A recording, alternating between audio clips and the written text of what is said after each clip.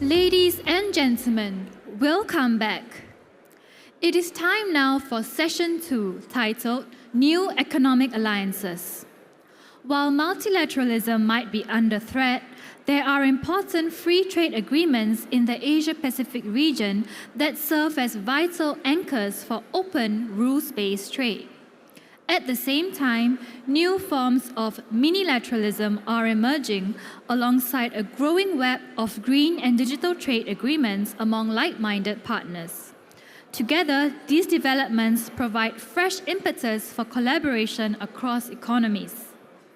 This session will explore these dynamics and what they mean for the region's economic future.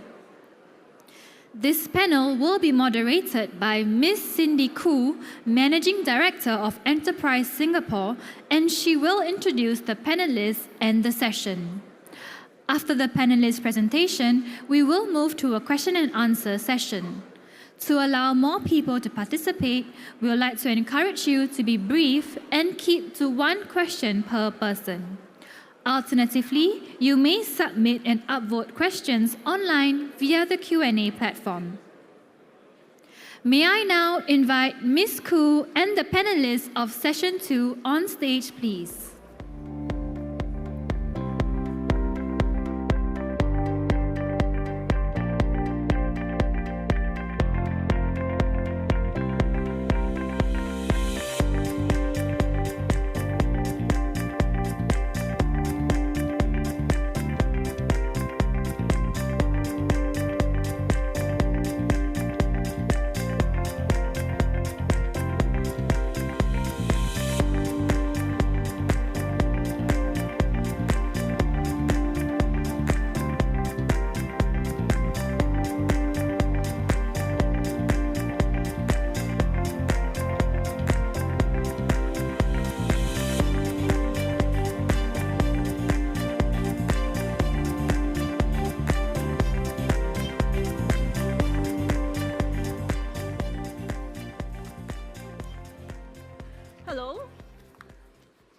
Welcome back from tea break. I hope you're now ready for session 2. I think we had quite an inspiring, thought-provoking morning so far with the dialogue with the Prime Minister, as well as a very expansive discussion in session 1 about the fragmentation of the global trading environment. So really coming out of that session, I think we got some ideas that with the trade tensions going up, with tariffs going up, actually, countries are also not sitting and just waiting, right? In fact, it's not new. We have been looking at different types of economic alliances in pursuing shared interests. So the question for this session actually is, what kinds of new global or regional economic alliances are going to show up and be effective in responding to the threats to the multilateral system? One key takeaway I got from session 1 really is that globalization doesn't die so easily. Multilateralism as a system itself is changing. It is coming under pressure, but we're creative human beings. There are ways that we're going to work around it. Like what Ambassador Ravi said, it's like water. It has its own way of finding the next most easy path. So I think today for our session, we have 3 very distinguished speakers who really can bring different perspectives to talking about how this water might flow differently, where they may sit, who are the winners or potential losers even in how things are going to reconfigure in this new world that we are going to operate in. And I'm very happy and very excited to introduce the 3 speakers. They each will have a presentation to share their perspectives first, before we then exchange views and take questions from the audience. So first on my right is Dr. Indermit Gill, who is the Chief Economist of World Bank Group. And she has had many, many years of analyzing how nations grow, how the global economic system has been evolving. So in his presentation, hopefully we can get a view of the past, present, and future of the multilateral ecosystem that we're working in, and maybe share some ideas about how he thinks we might be able to shape that future for all of us to continue to operate well in. And then next to him is Professor Jia Qingguo, who is currently the director of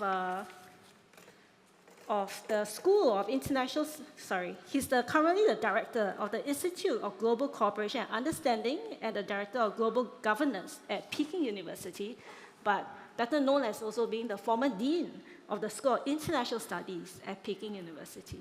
He spent many years in the US. He received his PhD from Cornell University. He has many teaching assignments across different universities in the US. Of course, he's now very established in China, and he's published quite a lot on US-China relations and the dynamics around US trade tensions. So I think we can look forward to getting some country-level perspectives on how countries are responding to the fragmentation of the economic environment. And then lastly, on the right is Mr. Chong Meng, who currently is a 14th S.R. Nathan Fellow at IPS, but really better known as the former group CEO of PSA. He claims that he's not a trade specialist, but really he's been the one watching how trade flows around the world have been operationalized and have changed over time for the long time that he spent at PSA. So hopefully he can also share with us some business level perspectives on how businesses are going to respond and what are the things that businesses are looking out for in how the future economic environment should shape trade flows. So maybe to kick off, we'll have Dr. Gill to give his presentation. Would you like to go to rostrum? Yeah. Got it. Thank you.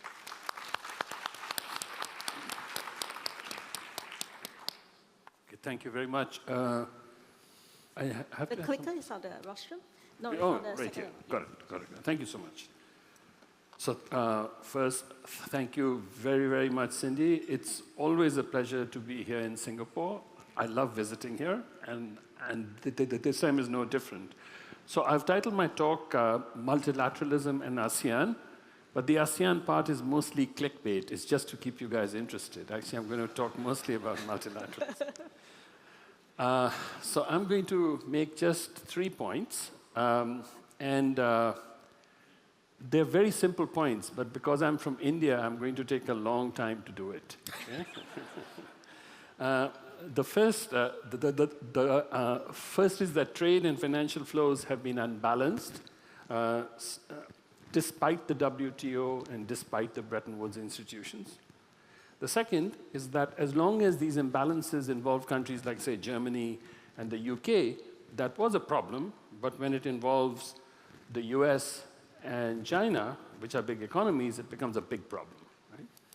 And these multilateral arrangements that we had since 1995, for a long time, they help both in terms of predictability and progress, right? But that's not what's happening anymore. And this is a serious problem. Serious problems require serious fixes. And that's what I believe is going on right now. The third is that we have to think about multilateral arrangements that will work in this new world. So I heard Ravi Menon speak about the EU as the gold standard for regional integration. So I believe that may well be so, but I believe that ASEAN may be the gold standard for global integration. And I'll show you some slides to show you what I mean. And the reason, essentially, is that the new world will require more soft norms than hard rules. So in 1995, when we moved from the GATT, the General Agreement on Tariffs and Trade, to the WTO, we moved from soft to hard rules, right? In 2025, 30 years later, we should start to consider softening the rules of multilateral arrangements. So in the crudest and simplest terms, it's about moving the multilateral arrangements back towards the GATT. Okay? So the WTO is to GATT as the EU is to ASEAN, and that makes ASEAN the model to consider as we are thinking about global integration. So now I'm going to expand on this. So here's a chart that will probably contain no surprise for any of you. So the deep greens,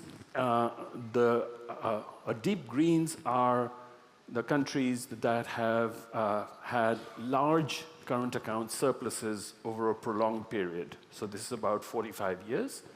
And the deep reds are those that have had big current account deficits.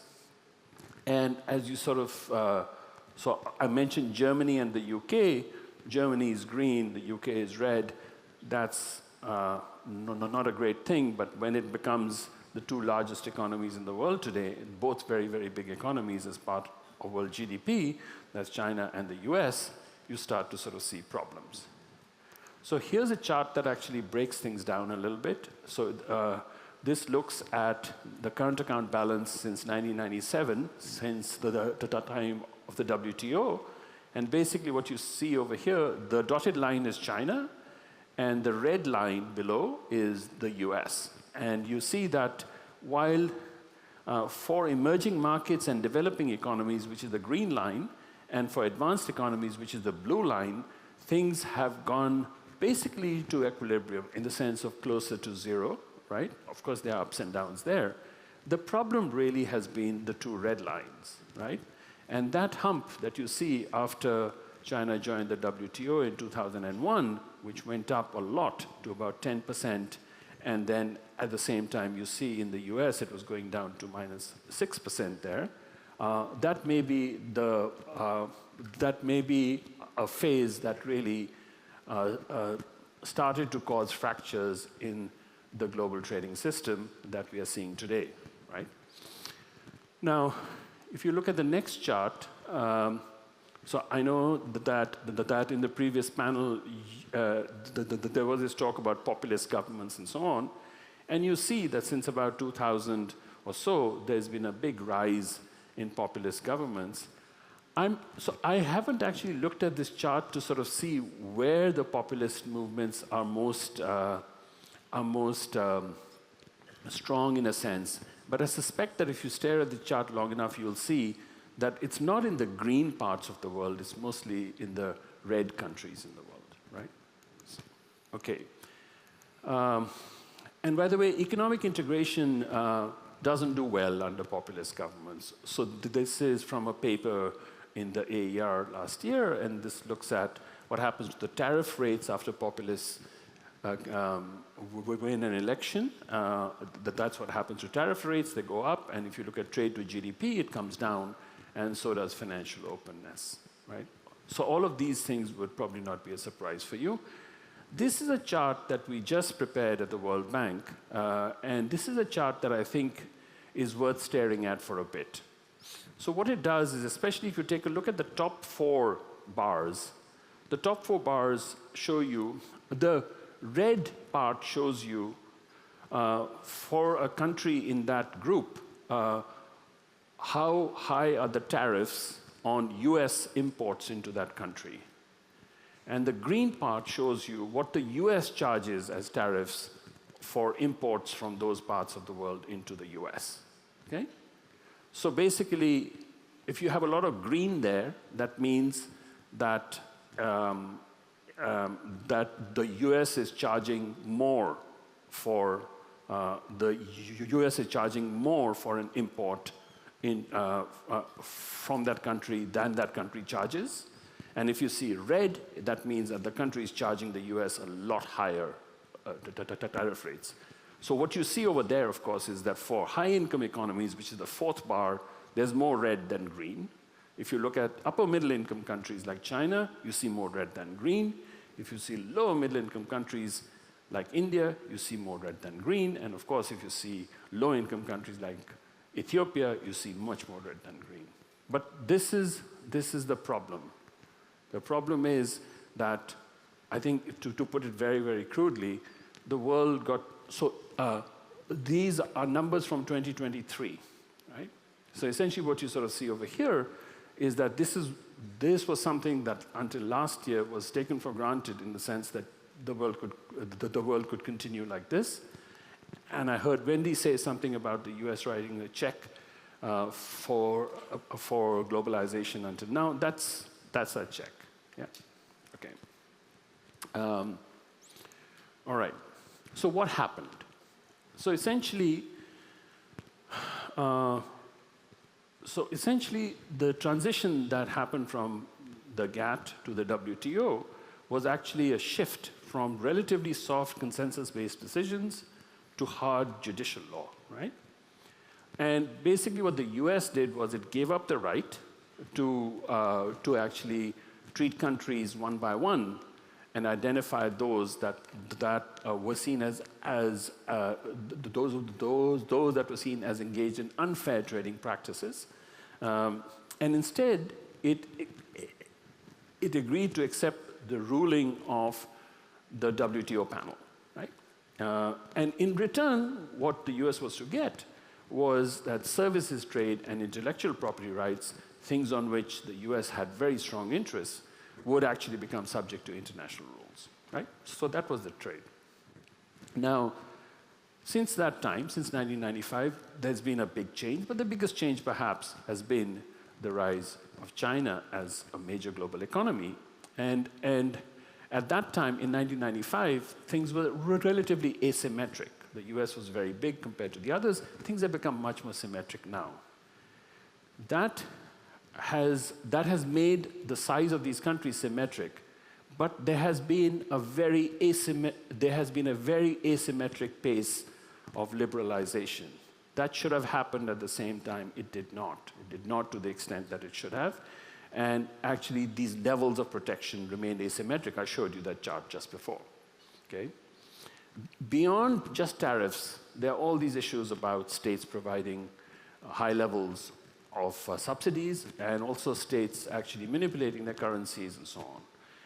And almost by definition, the US, because it has a market-based exchange rate system, it doesn't do the latter, right? All right.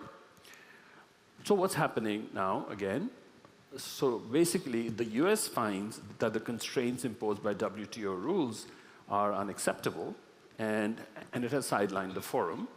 Now, you have to understand that because the US is relatively open and it could not use the carrot of further liberalization to get others to liberalize, it's now threatening to use the stick of protection. If you were in the US or if you were advising the US government, I don't know what else you would have advised the US government to do. Okay? Now, of course, this is not consistent with the rules and norms of the WTO, which require these conditions of two things. One is they have to be reciprocal, and the other one, they have to be conditional.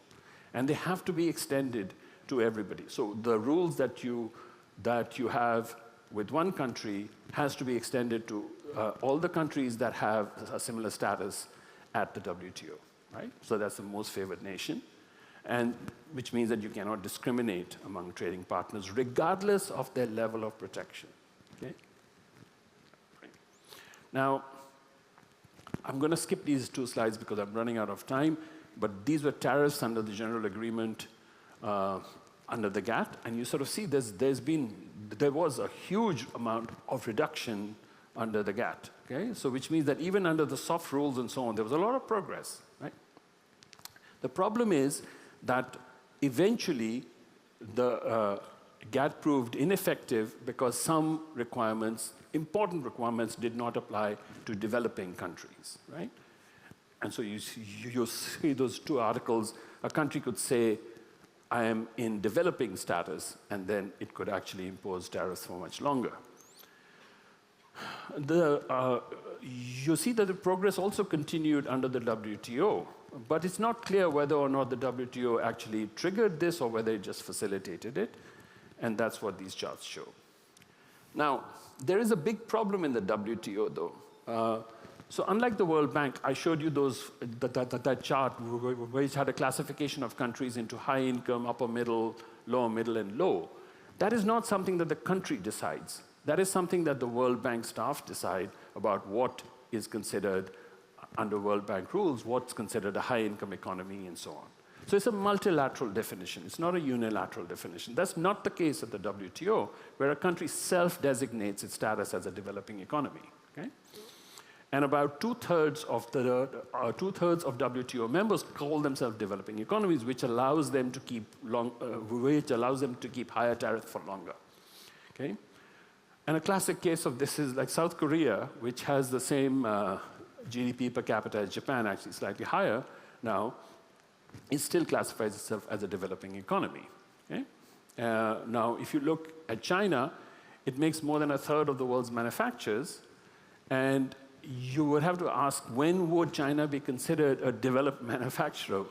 When it gets to 60%, when it gets to 100%, when would it be actually called that? So you need a multilateral definition for this.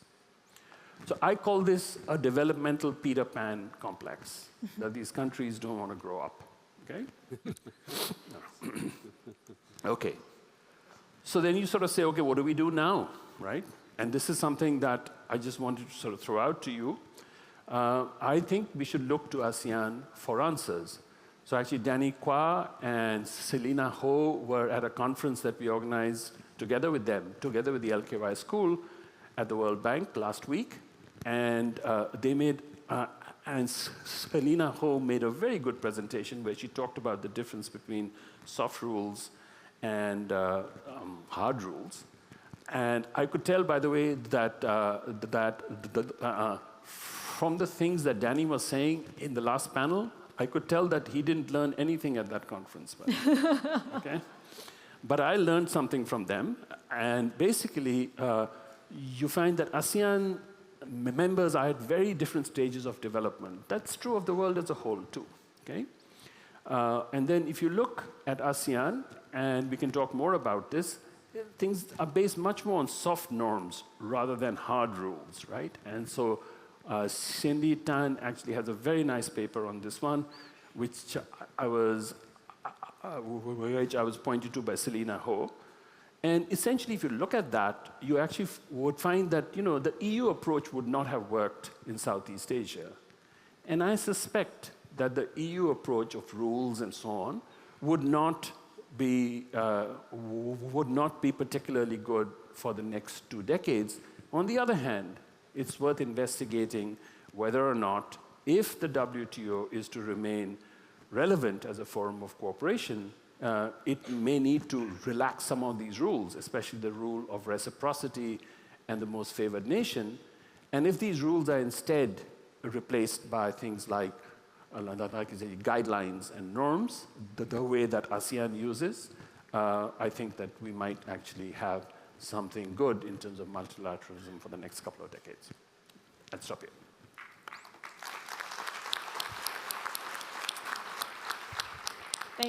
Thank you, Dr. Gill. So maybe as Prof. Jia gets ready for his presentation, I think that last slide really gave me a lot of ideas. I'm going to look out those papers I referred to, but maybe later in the dialogue, Dr. Gill could elaborate a little bit more about what soft norms mean and how we can contribute to shaping WTO towards that.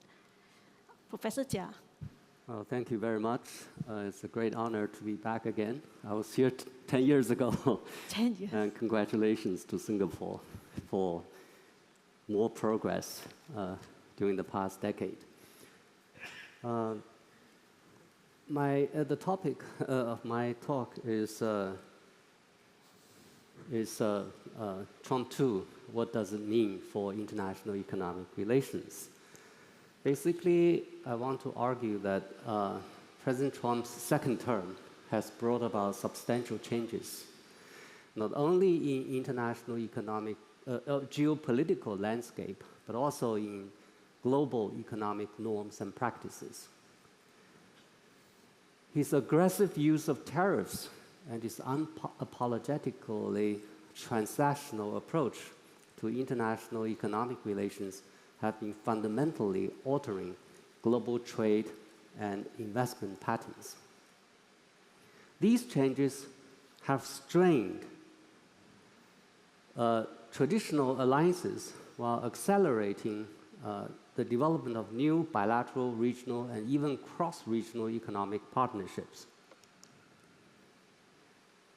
At the heart of Trump's economic strategy lies the unprecedented use of tariffs since the end of the World War II. Such tariffs are characterized by their breadth, depth, unpredictability, and singular focus on national self-interest of the US, rather than shared values or rules.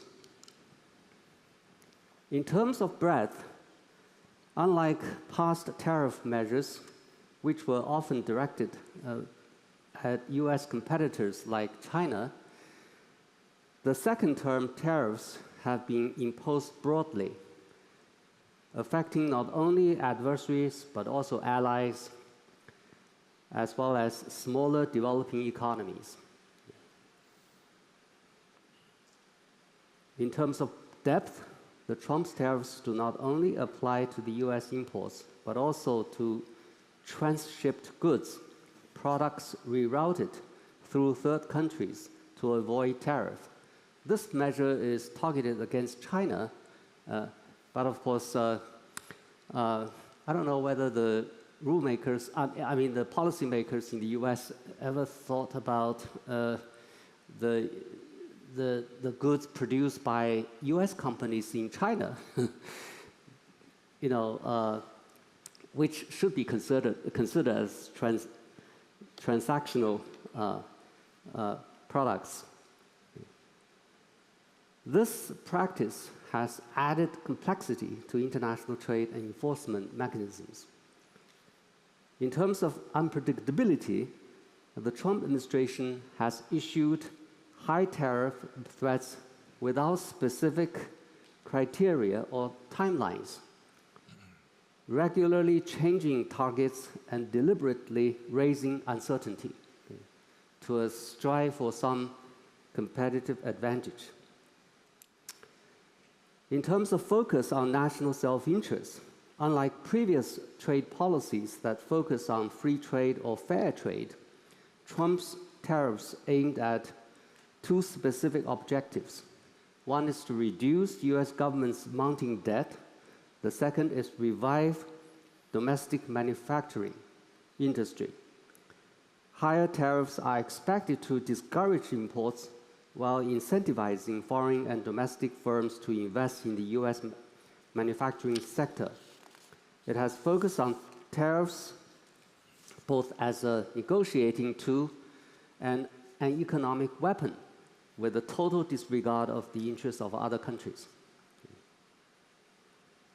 Such kind of tariffs have broad impact on world's economy. First, it represents disruption of the supply chains.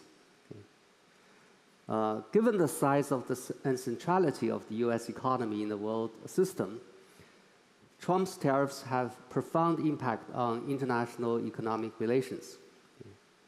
They have disrupted traditional trade routes.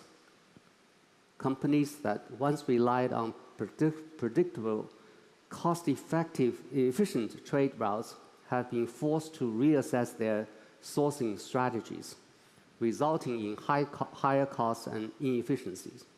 Second, the high tariffs are likely to reduce the trade between the US and other countries and undermine the US centrality in the global economy. Third, high tariffs are encouraging other countries to shift their trade with the US away from to other countries. And finally, in the short run, I think tariffs have spurred some manufacturers, particularly in sectors like steel and semiconductors, to increase investment in the US to avoid tariffs and capitalize on favorable conditions. In the long run, however, high tariffs are likely to make the US industries less competitive and US economy less relevant to global economy. The second impact of the Trump tariffs is a pause in economic bifurcation process, which may be good. And that's an expected consequence. Previously, there was a process of bifurcation of the global economy into competing US and China-led camps. Following Trump's first term, the world witnessed a gradual shift toward economic alignment based on geopolitical affiliations. Trump's tariffs during the second term are halting this trend.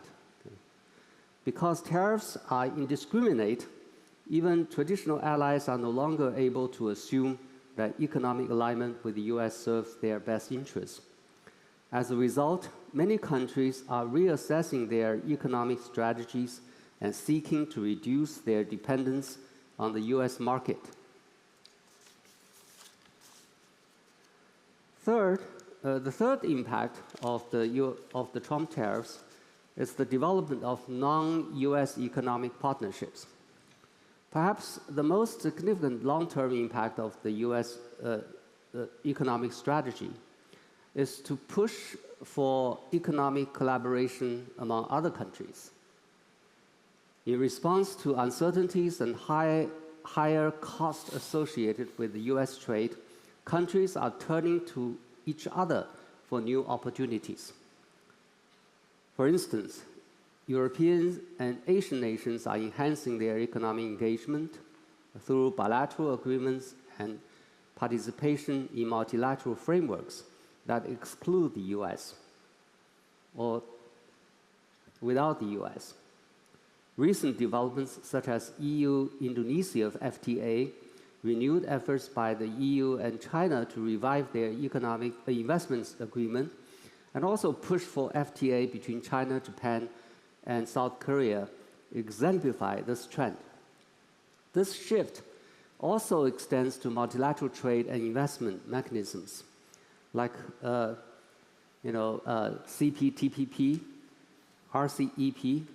These groupings are not only facilitating the trade, but also establishing shared standards and rules in a global economy where the US is no longer a central participant. The fourth impact is further erosion of multilateral economic institutions. Trump's international economic strategy has further eroded confidence in global economic governance. The World Trade Organization, once a cornerstone of international trade, has been under sustained attack from the successive US administrations, particularly through blocking the appointment of its appellate body, rendering its dispute settlement mechanism dysfunctional. The US has also blocked reforms of the International Monetary Fund and also the World Banks, leaving these traditionally important institutions increasingly irrelevant. In response, other countries have been compelled to turn to regional institutions. From new digital trade standards under the CPTPP to regional financial coordination in East Asia, states are increasingly bypassing global forums in favor of more flexible, regional tailored arrangements. In conclusion, Donald Trump's second term has fundamentally transformed the international economic order. His aggressive tariff strategy has disrupted long-standing trade patterns, strained alliances, and accelerated the formation of alternative economic groupings. While his policies may yield short-term gains in reshoring investment and reducing trade deficits for the US, they have also weakened multilateral institutions, disrupted global supply chains, and pushed countries to reduce their reliance on the US. In the long run, the most enduring legacy of the Trump administration's second term may be the development of a less US-centric, less globalized, less institutionalized global economy. As new economic alliances take shape in response to US unilateralism, the world is moving toward a new economic order, one in which the US influence, which is still significant, is no longer the unquestioned center of gravity. The implications of this shift are yet to unfold. There is no doubt that Trump's second term is reshaping the global economic landscape in a lasting and consequential ways. Let me stop here. Thank you very much. Thank you, Prof. Jia. I think what will be quite interesting is here we see also the belief that with the weakening of the multilateral system, actually now there's going to be a mishmash of different types of arrangements, some that are going to be digital, some that might be regionally based, then how might all this come together and how should businesses navigate that? And maybe with that, Mr. Tan might share some perspectives. Thank you, Cindy.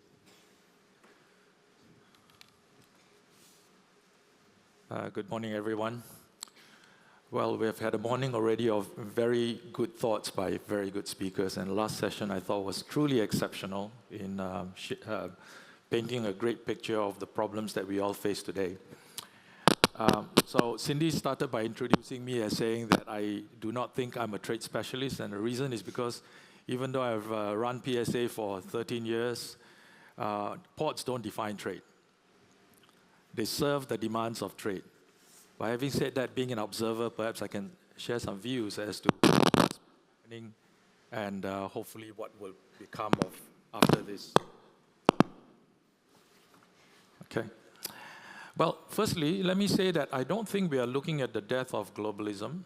I think we are facing a reform of that, and that the role of multilateralism and very importantly, the role of the US will be different.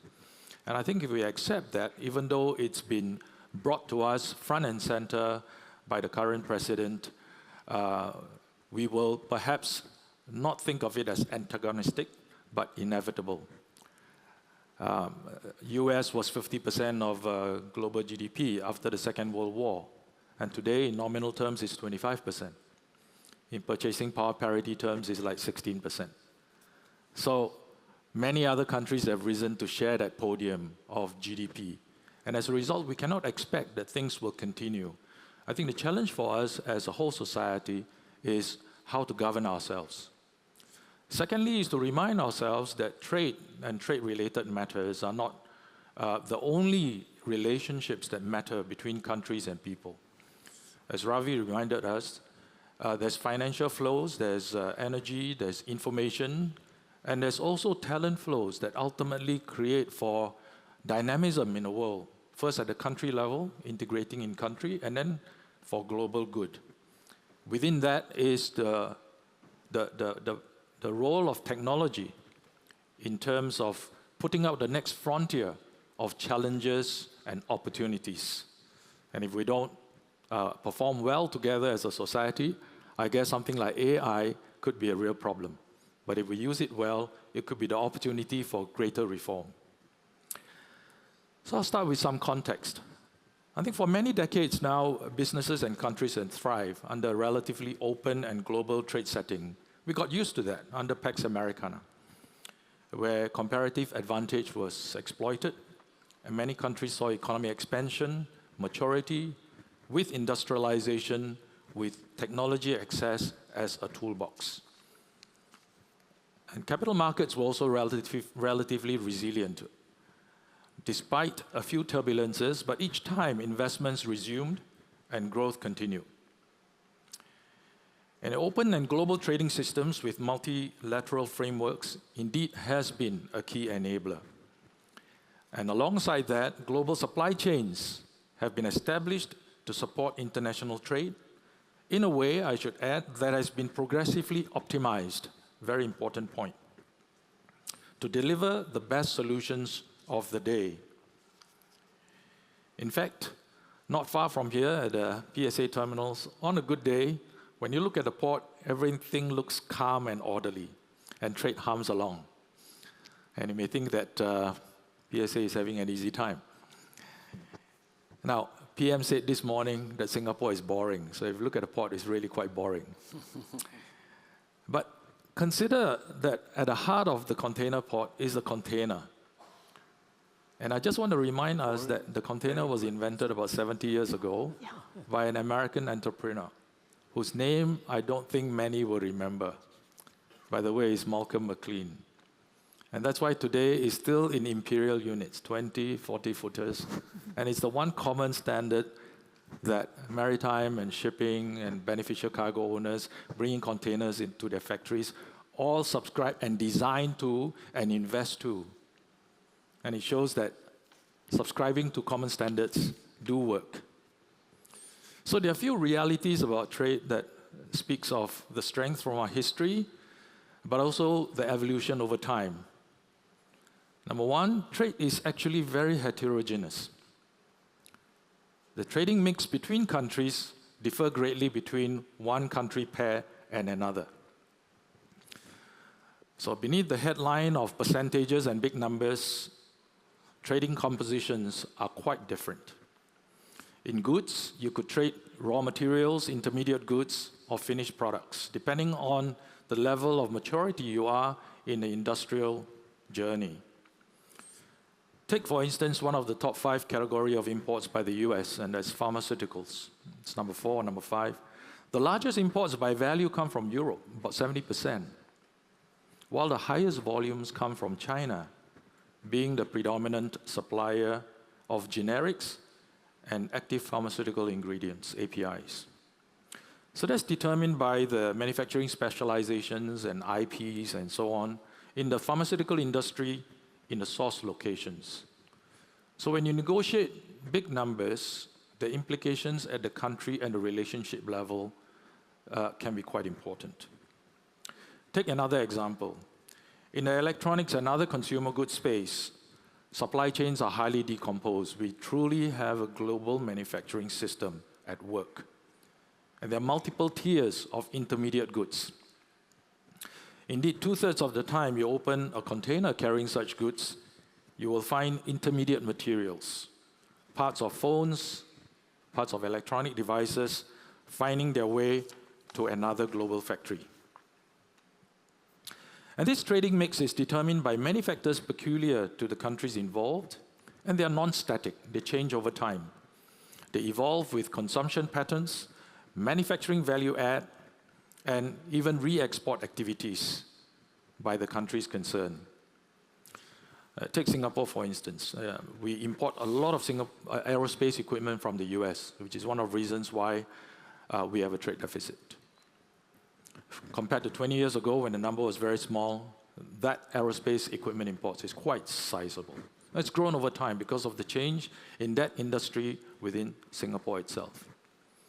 At a country level, if you look at Vietnam and how it has changed over the last decade, that it has become increasingly a manufacturing capable and industrial work base, the type of goods and the relationship with, say, the United States have also changed over time. But it's also a finisher of goods from China. And as a result, its import of intermediate goods from China has gone up from 30% as a share of its imports to currently 40%. So the mix is dynamic both on the export side, depending on what you're capable of producing, on the import side, depending on where you are in a global manufacturing chain. And any change of this with tariffs on an export or a pass-through basis is going to have implications over investments and how countries are able to find their way through such changes. If you add the element of services trade within the overall aggregation of trade between countries, the complexity increases further. We are well aware of the $3 billion surplus that US has over Singapore. But what is less mentioned is the $7 billion surplus due to business, financial, transport services, and other services consumed. And in many cases, we are the reseller as well of such services. Now, some of these services are actually very important and integral to supporting the flow of goods. And it's often not understood until you have a shock. So COVID was one such shock. And I recall in February when the president decided to abolish the de minimis rule in a single stroke of a hand, the shock wave that was created also reminds us that the transport and e-commerce and the duty collection services are all very important part of the fulfillment of trade. So service complexity is also part of the whole consideration. And for any country, such realities progress and crystallize over time, not just with its economic and technological maturity, but its demography, the skill of its labor force, and its role vis-a-vis trading partners. And it's to that last point that I think as we look to forming new trade alliances, the role mix of the players involved, I think, is something that bears consideration too. Finally, one last point about trading realities. Generally, structural changes to supply chain takes quite a long time. Even though we have learned to cope with short-term shocks like COVID and regional conflicts, and even though for the last few years, indeed, just in case has become alongside, something to be considered alongside just in time. For example, projects like Belt and Road, China Plus One, years in the making. And these changes tend to be costly. And unless they are driven by growth in market potential, they're actually counterproductive. If they are triggered by tariff distortions, sudden shocks of that nature, and win-lose propositions, then they tend to be inflationary as you invest away from commercially optimized solutions. And oftentimes, the climate impact is ignored, and we should always come back to that, because more than a quarter of global emissions, CO2-wise, is attributed to production and commercial transportation. Now, the subject of what's been happening since Liberation Day for some, Obliteration Day for others, has been covered quite a bit by my colleagues as well. So I'd just like to project very quickly a bit into the future. I'm always a little bit more sanguine when it comes to contemplating the future, and maybe it's best to do a bit of scenario planning, because in the short term, we always try to find a culprit. I think we will all be in a richer world, aided by technology, but the global agenda will probably be too overwhelming due to its complexity for multilateralism to play as in the way we know it now. So instead of finding the current situation antagonistic, we should say, let's think of a future where we can all create a new model, accept multipolarity, US, China, EU, one or two others, as influential centers to rebuild collaboration, trust, and partnerships. And hopefully, the essence of globalism with layers of, say, multilateral interest protection will still exist. Global trade will still happen with global financial and energy markets, but regional alliances and even minilaterals, as they are called, could become more prominent. Such regional alliances should address not just trade, but technology adoption, digital and data governance, as what we heard the CPTPP is doing. Energy transition, I think that's today more silent than it should be, because as we can see, the climate clock continues to tick on. Carbon pricing, energy collaborations, etc. And these issues are all interconnected. And if the puzzle is not complete, just wait for the next shock wave. And as far as trade is concerned then, I think for new alliances, we have a trilemma. The business perspective, we want resilient, sustainable industries with predictable investment environments, open supply chains, efficient trading, and access to markets. We want resilience against new concepts like nearshoring, friendshoring, or taking advantage thereof. But businesses, too, want to play their role in the climate impact equation. From a national viewpoint, understandably, it's, as what earlier speakers have said, domestic integration, translated to equitable business opportunities for successful local companies and its people. I think we should spend time on the third part of the trilemma, to enable the use of new technology, intelligence or information, enable innovation while tackling climate impact. So the idea is to use these filters and to examine the architecture of trade alliances and the rules as they are formed today. Just take one, for instance, rules of origin. Very complicated under some, very legalistic, more flexible under others. What should be the right standard for which community? What about the use of digital platforms like Digital Standards Initiative, created under the auspices of ICC, World Bank, ABN, and also supported by the Singapore government? How does that fit in? How is that brought in to enable alliances to be able to operationalize and have bite? What about green and digital shipping initiatives such as the corridors that Singapore is a part of? How can they be brought into trade conversations and be part of the solution, not to be forgotten? I'm sure even as I speak, there are others who have spent a lot more time on the subject and have stronger views. Let's carry on in the discussion that follows. Thank you.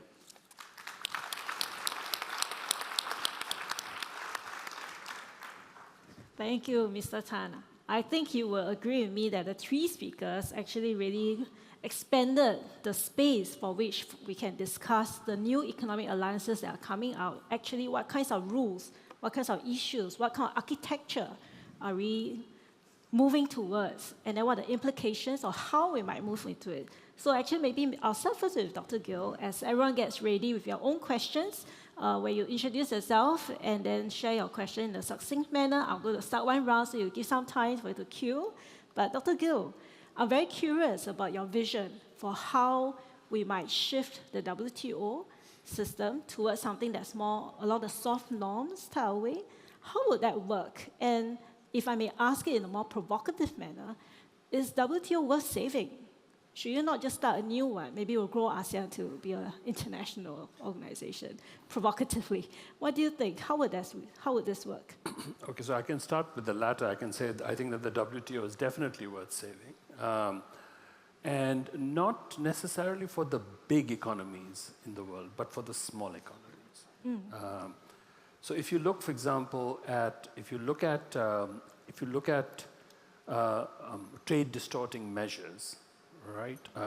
Who has been implementing trade distorting measures over the last 3-4 years, and who has been implementing trade facilitating measures or trade beneficial measures? In general, I would say that the large economies are the ones implementing a lot of trade distorting measures. The problem, of course, is that large economies tend also to be a big part of the world's global output, about 85%. So I'm talking about the G20 economies. They're the ones you actually find. I mean, it's not rich economies or not so rich economies. It's actually the large economies that actually implement all this. So then the next question is, do we sort of think that the WTO is still relevant? Actually, if you look at world trade today, I think a big chunk of it still, more than 3/4 of it, is still being carried out under WTO rules. So in some sense, it's the durability of the WTO arrangements that shows that despite all of these changes and so on, you still have a very relevant organization. Now, what should one do under these circumstances? I think what we tell smaller economies at the World Bank is that at least you should negotiate in good faith with the US. We actually tell this to all economies, big, small, everybody. But the second part is important too. Actually, you do get gains from that. The second part is very important. The second part is extend these arrangements to other economies as well. And the economic gains that you get from the second are massive. Okay? Now, so then you sort of say, all right, what does this mean for a small economy? In the past, we used to tell small economies to become a spoke to the global trading hub. Now, since you're talking about more than one trading hub, we are asking small economies to think of themselves as a hub and treat each of these other what used to be part of the same hub but now are separate, treat them as spokes. Okay? Now, when you look at ASEAN countries, Cindy, it appears that ASEAN countries do this naturally. They actually do engage in trade with China as well as with the US. In fact, their economic future, they know that the economic future lies with trade with both, right? So then you sort of say, okay, how does ASEAN manage to do this and so on? So if you ask Google or if you ask any search engine about ASEAN rules and regulations, it's very interesting that what it ends up giving you are ASEAN guidelines and principles. Okay? Of course, it talks about harmonization of standards, government regulatory practices, good regulatory practices, regulatory cooperation, promoting responsible investment, competition policy guidelines, and so on. So I think that's what I mean by the softer rules, right? Now, if you look at this paper by Cindy Tan, who is a professor at the NUS Law School, she actually has a blog for those people who want to pretend to have read her papers but actually don't have the time. They can actually look at a blog from June 6th of this year. It's called The Growing Respect for Soft, Non-Binding Legal Instruments in the International Order. And I think what she points to is the fact that given the fact that the voice of the Global South has increased in the formation of these new arrangements, you also see that there's a greater appreciation for these soft, non-binding legal essential norms as the basis for the new arrangements, right? And she also says that it's no longer hard laws poor relative, in the sense that soft laws are not seen as a way station to harder laws, the way that the GATT was seen as a way station to the harder WTO. So that's what I meant by trying to sort of see if one can, stepping back to something more like the GATT may not be actually going back, it may actually be progress. Kind of a bit of taking one step back in order to be able to move forward in a more sort of cooperative, softer manner. Well, in that context, maybe this is where I direct my attention to Prof. Jia, because quite inevitably, in your presentation, you share about now how we're moving to a world that is not so US-centric. In fact, US is not participating in a lot of the regional and minilateral arrangements that we have set up. Well, China is. And China is the next big superpower. So even in the multipolar world that Mr. Tan talked about, China certainly is going to have a very big center of gravity that will have a lot of influence over how trade and economic relations are being conducted. So what's your sense in terms of what kind of norms or what kind of principles might China be projecting into how these new rules will be implemented or even established in the first instance? Well, China has, over the years, accepted most of the rules and norms of the post-World War international order, which had been developed by the US and other countries together. So basically, China will continue to adhere by these rules and norms. At the same time, of course, China is not happy with certain rules and norms and wants to work with other countries to change them. For example, why the World Bank has to be headed by a US citizen, whereas IMF, why the IMF has to be headed by a European.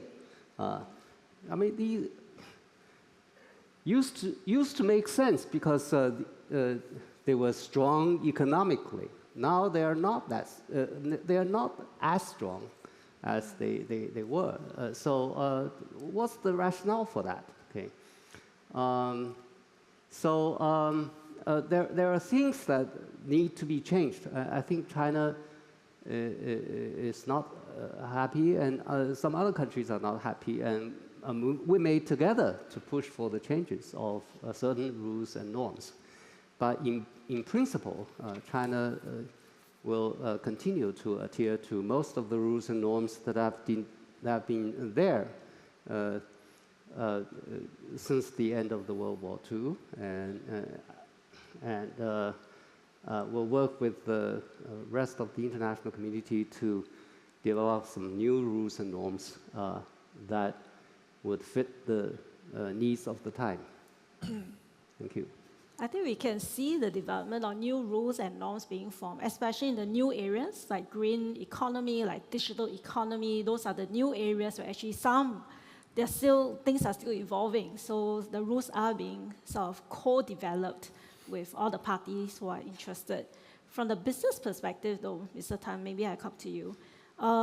There is a critique from very early days when Singapore has been going through FTAs after FTAs. There's a spaghetti bowl effect, where there are many rules. Depending on who you are trading with, what you are trading, then there are many different rules that any company might need to navigate. Do you have advice now that new rules are also being set out, and now not necessarily all at the multilateral level, but really very small groupings all around the world? How does a company or a business looking to still have a very efficient supply chain navigate all these rules that will be out there? Well, I think you have to have a very strong operating system that informs you about the rules, the changes thereof, and the opportunities within them. It's unfortunate that we live in a world with lots of compliance requirements, and if you are in the business of manufacturing or handling dangerous goods, it's even worse. I think there's no short answer to or shortcut because the rules will be formed. The question is, how prepared are you in terms of your management of information, the way you optimize your processes and your supply chain options to stay ahead of or above these rules? Or even, between air and sea and the third mode of transportation, if it exists, to optimize between modes to ensure that you are at the forefront of it. Let me say we take it one step higher. Can indeed leaders help businesses go through this? Or reduce the noise of the rules. Today, we actually do have a lot of inconsistencies in the programs that are thought of by different jurisdictions. Let's just take the carbon or energy area, for instance. In order to try and reduce the implications to Europe on carbon emissions and to won't say protect, but to ensure that the European businesses are not disadvantaged by their compliance with the emission standards, carbon border adjustment mechanisms exist. EU ETS impacts on shipping exist.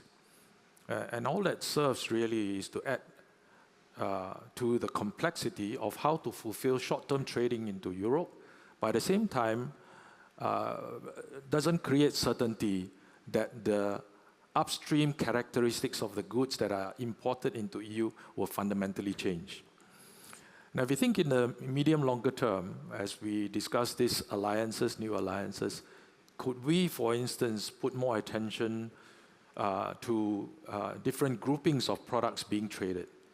Because when you want to tackle carbon emissions, you have to think of the industrial system within which that product is processed, whether it's chemical or cement or steel or, and so on and so forth. And the World Economic Forum, through this program called First Movers Coalition, supported by the US, have tried to identify such groupings. So what was launched, in fact, in Singapore a number of years ago was the infrastructure and construction grouping, so that the players within such a grouping can work together as businesses and say, this is how we want to influence procurement, buying, and preparation and production. And this is how funds will enter the supply chain so that the producer or the manufacturer is compensated for taking a greener production approach. That helps us not just to maintain trade, but improve the climate resilience of that item being traded. Is that something that is going to be favored when we are talking at big numbers at a tariff level? We've been talking about green and digital shipping corridors forever, but we haven't got one really running in a way that is scalable throughout the world. Is that within the remit or even the horizon of these trade alliance conversations that there is attention and even preference treatment given to developing such things? And underpinning it all, we need simpler compliance mechanisms. If you think of preparing molecules for sustainable aviation fuel, as I know some of the players are in a room here, petrochemical, the compliance to the certificates of origin and the characteristics of the product Just to fill that out, needs you to go through quite a book on what makes for the enough information, qualified information. If that is the world that we have to then walk into in order to solve our fundamental problems, and our alliances or new conversations don't deal with that, then I think it's a terrible miss. Yes. Yes. Gil. So I actually wanted to comment on something that Professor Jia said, which is, he said that, look, China has adhered to the rules and norms that the US formulated. So what's wrong with this now? Now, first is that statement can be debated. So if you look, for example, at exchange rate policies, Professor Jia, if you take a look at the Article 4 of the IMF for 2006, and in that Article 4 emphasizes again and again that China should move towards market-determined exchange rates, but China didn't. Okay? Because at that time, if you were looking at imbalances, you were seeing that there were these very, very large imbalances. I showed you a chart on that one. Okay? So that's one thing. The second thing is that not adhering to rules comes in many forms. So for example, if you take a look at the 4 largest banks in the world, they're Chinese state-owned institutions. Okay? The world's next 5 biggest banks roughly match up to China's big 4. Okay? But they represent the largest institutions in 4 separate countries: Japan, the US, the UK, and France. So I was writing about this 7 years ago. This is 2018 I'm citing it from. I'm sure things have changed, but not that much. So no single country today has financial firepower on China's scale. Okay? Now, if you sort of see that, then you say, all right, then you have to make sure that sector is also open to competition, just as that would be part of playing with the rules. Now but that's just the first part. The second part, of course, is the rules need to be updated. All of these rules tend to have to be updated. The main rule at the WTO that needs to be updated is this self-designation as a developing economy. You cannot continue to have that when you are such a big part of the world economy, especially in manufacturing, but not just. So I think those rules need to be updated too. So I'm not saying that it's only the problem of not adhering to the rules and so on. So once both these things are done, then I think then it's the right question to ask about representation in the world's international financial institutions and so on. Until then, these things can be debated with good arguments on both sides, Professor. Maybe while I give Prof time to respond to, because there is a question online that's very specific about China, about also, let me pick out that question. Where is that? There's a wish list for China. What are the prospects of China aligning with the global trade system by offering an open consumer market full of non-tariff barriers to the rest of the world? So I think implicit in this is also a certain sense that China can take leadership in being able to be more open and to set the rules in a way that also benefits everybody else in the global trading environment. So maybe Prof. Jia, you can share your views on that. Well, certainly China should play a larger role in global economic relations. But China has been trying to do that. Okay?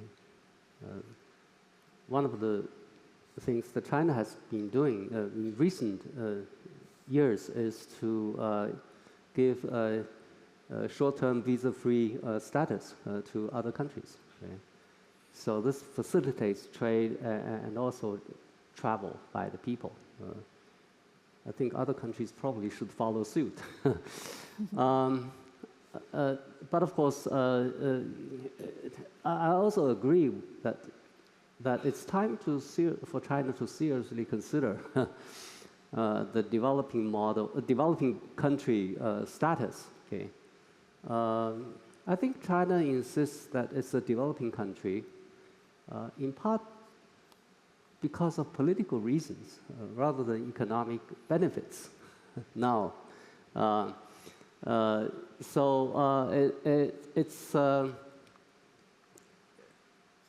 well, people are talking about, giving up so-called developing country status, but at the same time, still call China as a developing country. So that's one idea that has been touted in recent years. But for China to take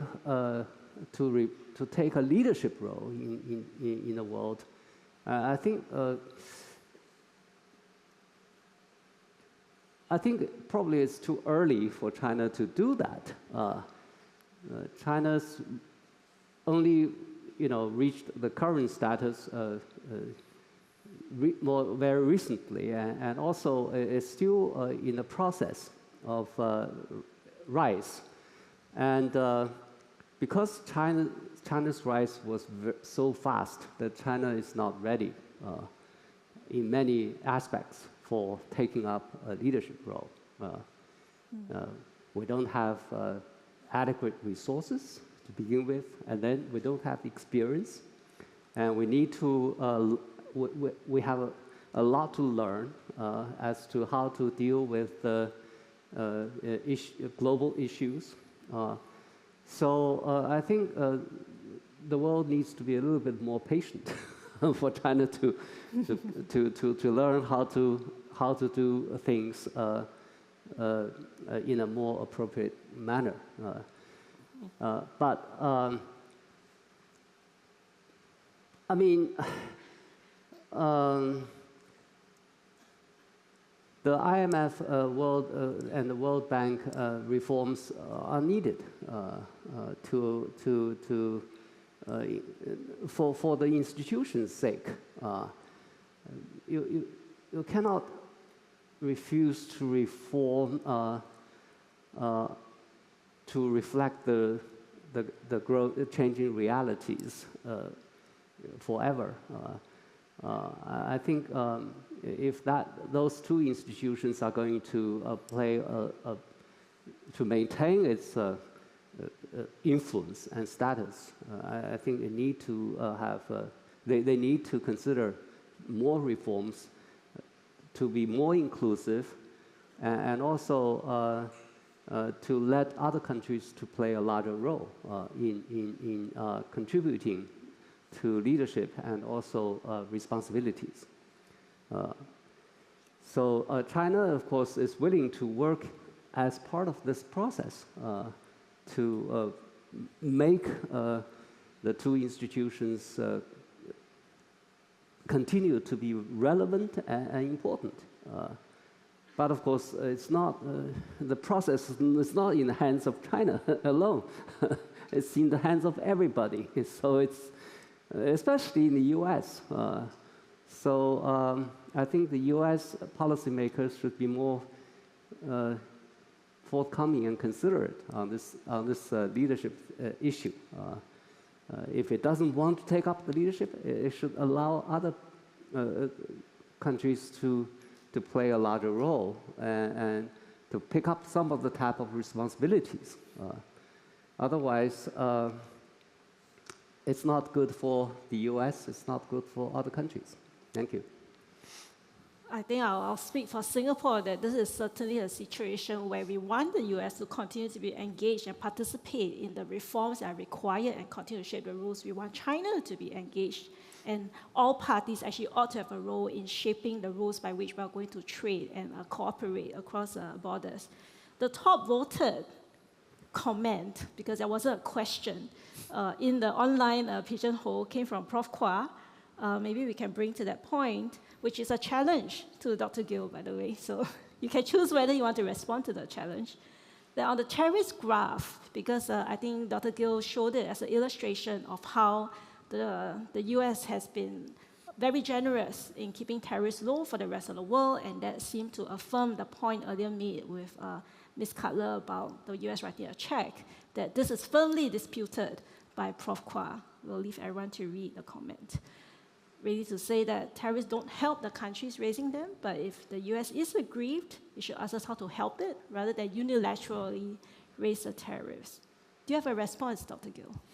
Oh, I actually agreed with what I agreed with what you said, Professor Jia, that the world should be patient with China because you say China is still a developing economy. It's sort of become nearly become a high-income country by the World Bank's definition rather quickly. So I agree with that. By the same token, I think China should be patient with the world. At least the World Bank, if not the world. So I think that we also have lots of changes that have been made at the World Bank. I think that the voice of developing countries is actually much greater at the World Bank today than it was just a few years back. So I think that you'll actually see that. I think that if you look at the consumption imbalance, Professor Jia, it's too much. If you sort of look at, I can't remember the numbers offhand, but I remember that if you look at the GDP of the US in market terms and the GDP of China, something like 2/3 of the GDP of the US is in consumption, and something less than half of China's GDP is on consumption. As a result of it, you end up with like a $10 trillion imbalance in some sense, you know? And you can't have that for a long time. I mean, I was stunned, for example, I was looking at household final consumption as a share of GDP for India, and it was 20 percentage points higher in 2023 than that same share in China. Okay? You cannot have that for a long time. So something has to give, right? And so now, so I can't give a short answer to something that Danny asked because they're always, I know that his questions are always very, very thoughtful. What I was trying to show you was that, I think there was a general presumption that that countries could access the US market on terms that were more favorable than what the US could access their markets. I mean, you can take a look at Indian rice, for example, right? So you've found that Indian rice, I forget how much it was. I think that the tariff rates were, 4 times as high on US rice to India as compared with Indian rice to the US. And when you talk, so I speak with my Indian friends and relatives, many of them who are rice farmers, they say, no, you know, it's going to be very difficult politically for us to do a reform where we can actually lower tariffs on US rice. But I could make the same argument on behalf of the US. I could say it's actually going to be very difficult in terms of convincing voters that this is something that should continue forever. So I think that's what I was trying to sort of say. And so I feel that what's happening right now, Cindy, is that the rules or the rules and norms or the terms on which the US economy is engaging with the rest of the world, these rules are being, or these terms are being changed. And it's going to be a noisy process. But I'm very confident that at the end of it, because this is a country that actually really believes in the market, believes in market systems and so on, it has the most dynamic enterprise sector in the world, the largest and the most dynamic enterprise sector in the world. The business of America is business. You've heard this before, right? So once you sort of see that, I actually have a lot of faith that once we get beyond this phase of resetting relations that, remember, had lasted for 6 decades. So now, the 6 decades or 3 decades, depending on how you measure them, right? Basically, it requires change. And this process is that one of change. Thank you, Dr. Gill. Oh, we do have quite a few questions from the audience. So maybe we'll start with this corner here. I think she was first. Maybe let her, she was up much earlier. Did she go first? Oh, young person. Yes, we shall prioritize a young person. Yes. Good afternoon, panelists, and thank you so much for all your insights. So many points so far have been raised regarding the decline of multilateralism and the rise of minilateralism. So my question is, regarding multilateral institutions like the World Trade Organization or APAC, do you think that they can remain relevant, or what would their role be in an increasingly fragmented economy?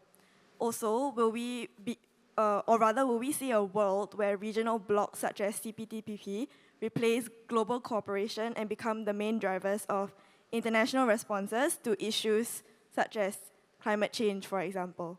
Thank you very much.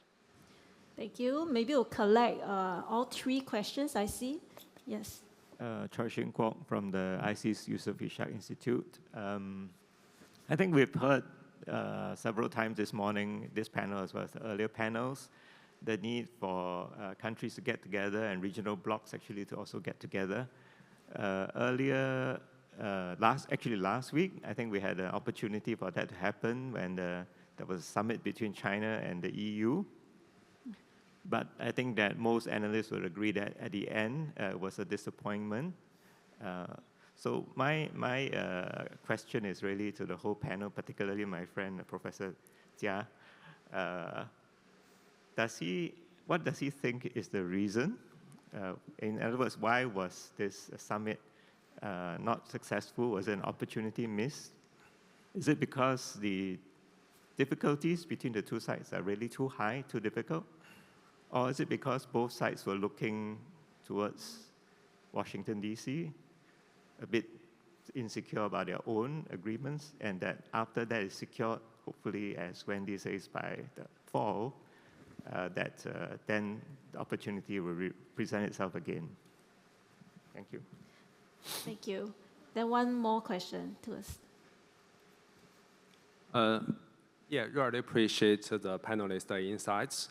And yeah, I have one question. And because we know the differences between the developed countries and developing countries in terms of tariffs, right?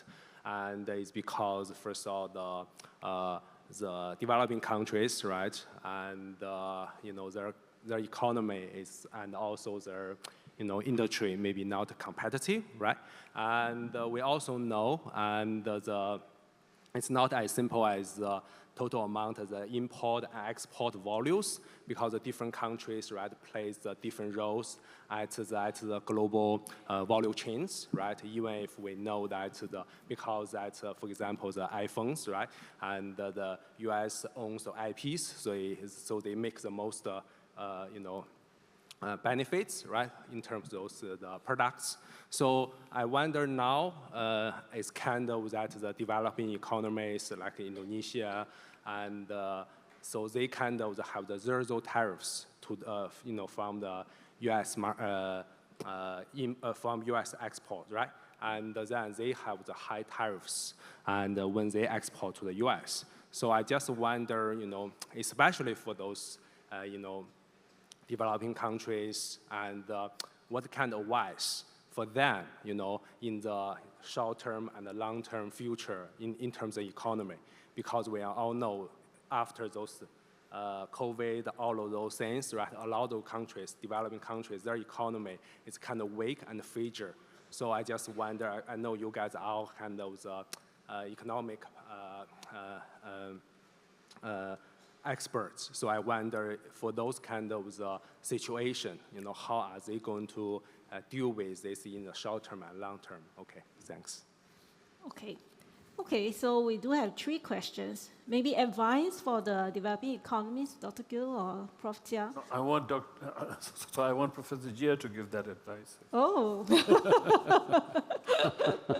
Prof. Jia, you have been identified as a spokesperson for this panel for that question.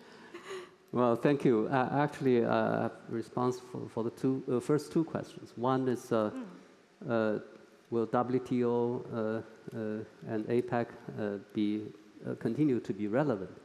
I think they will be relevant. Most of the countries are supportive of the WTO and APAC, despite the U.S. suspicion and also efforts to undermine it, especially WTO. I think that organization has served the interests of the international community. It has a lot of defects. It has not a lot of places of unsatisfaction. So we need to make efforts to improve them rather than improve the institution rather than to abandon it. I think this is globally acknowledged. The second, why the EU-China summit, the recent EU-China summit is not that successful. Well, depending on how you measure success, I think both sides reached an agreement on cooperation on climate change. That can be considered as a success. But of course, if you have higher level of expectation, then probably you're right that it's not that as successful in meeting the higher level of expectations. Okay. Why? I think it has a lot to do with the nature of the relationship at now. I think it has been too politicized. I mean, the EU side probably attaches too much importance on issues like human rights, the traditional value-related issues, okay, making the relationship as if it's a winning or losing kind of relationship, and also classified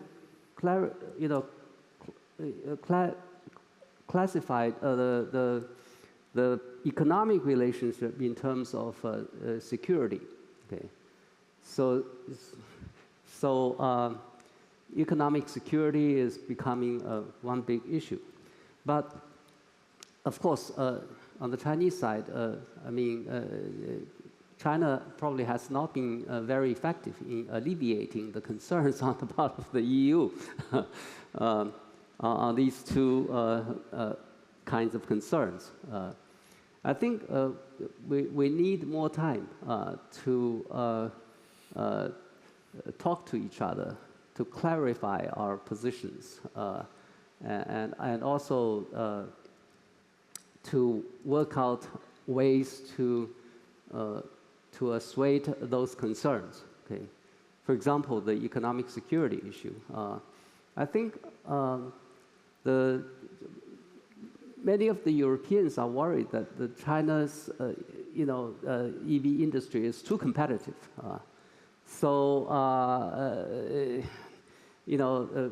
Probably this Americans have been helping them to to believe that that China has an economic overcapacity problem. They are worried. So they think that the relationship, if it continues to allow China's EV industry to have access to the US, to the European market, then Europe would have a security problem. Okay, and I think China probably should pay close attention to this, even though its problem has been exaggerated. And China should work with the Europeans to address this problem. For example, we can form joint ventures, okay, rather than China solely owned companies selling cars in EU. So there are ways to work together to achieve a mutually beneficial result. Okay. So I think it takes time. In the past few years, the EU-China relationship became so bad that it takes time for the two sides to reacquaint themselves and communicate with each other to find ways to work out for a better relationship. Thank you. So two things. Yes, it takes time, Professor Jia, but I was looking, for example, I don't think China has as much of an, I don't think it has an overcapacity on the production side as much as it has an undercapacity on the consumption side. Okay, and then if you sort of look at that, you say is that what has happened to the share of household consumption to GDP over the last 20 years? And if you look at that, and during this time, of course, China's GDP has grown a lot. It has gone down from about 45% or something to about 40%. So it hasn't gone up. So in that long, I don't think the world, given China's size and so on, the world just doesn't have that much time That's one thing. The other thing, to answer the question that was asked by the young lady, you need the WTO for the small economies, as I said. So you have about 20 or 30 countries represented in the G20, 30 or 40 countries. But the other 160 countries need the WTO much more. They're small economies. And so for that reason, I do agree with Professor Jia that the WTO has to be reformed and strengthened rather than forgotten. The other point about it's not that fair trade, fair trade is excellent. Even non-fair trade, because that's what you generally get, it's very good. But then you have to start to look at distributional effects. And everybody talks about distribution only in very static terms, Cindy, but you also have to look at the amount of time that you want to give people to adjust to these things. When you have things like currency, when you have exchange rate misalignments for a long period, sometimes what happens is that changes that would otherwise take 25 years happen over 10. And then people cannot adjust to them. And so I'm not talking about a hypothetical. If you look at all of the analysis done about what happened as a result of China joining the WTO in the American Midwest, it was exactly that these changes would have happened because of trade and technology. They would have happened over 10 years, over 20 years. That gives workers time to adjust, but it happened over 10. And as a result, with such a concentrated drop in employment, concentrated by region and by social class, that has become a political problem. That's the reason, Professor Jia, that you can't form policies. When you're a large economy, everybody complains about the US not caring about the effects of their policies on other countries. I think in the case of China, you've reached the stage where you have to care about that as well. Yeah.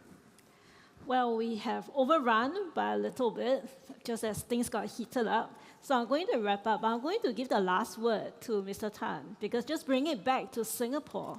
Now with this economic environment that's going on, the new rules are being written, all institutions are being reformed, so there are a lot of forces at play. And Singapore remaining very open and being a major trading hub for the world, actually, what's your advice for what Singapore might need to do differently? What new services, infrastructure, or talent that we might need to help businesses, not just in Singapore, but around the world, navigate this global trading environment? Any advice for Singapore? Given that I assume that I only have a few seconds rather than hours, let me go back to global city and home, concepts that we started with in the morning. We should play the long game. There will be many turbulences in a short game. There are situations now where industry leaders, manufacturers, and so on are hesitant to invest. So notwithstanding everything that is said, forums that are held, panels that take place and all, the litmus test is whether people have confidence and come back and believe that they know how to make the next decisions. I think Singapore, we should watch those concerns, support the decision making, and maintain the long game attitude of active alignment, global city, and don't forget about home. Wonderful. I think that's a very nice wrap-up. Thank you, Mr. Tan. Thank you to Dr. Gill and Prof. Jia for a wonderful panel. Please join me in thanking them.